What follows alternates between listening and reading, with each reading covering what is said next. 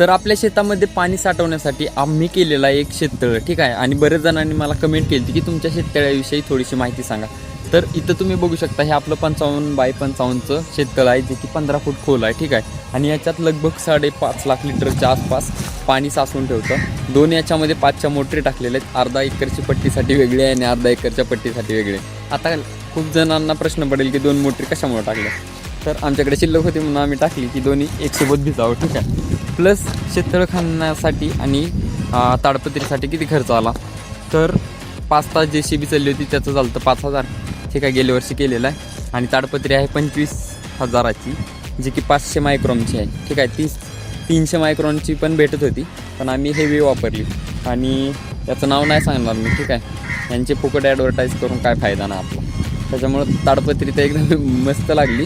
पण पूर्ण म्हणजे शेततळ आपल्याला करण्यासाठी 30,000 खर्च आला होता. आणि मजूर काय लावले नाहीत, कारण घरच्या घरीच आम्ही करून टाकलं होतं, ठीक आहे. मित्र म्हणजे बाळ वगैरे होते, त्यांनीच आम्ही पटदिश निवडलीन, झालं काम 5 मिनटात. तर एवढीच माहिती आहे शेततळ्याची.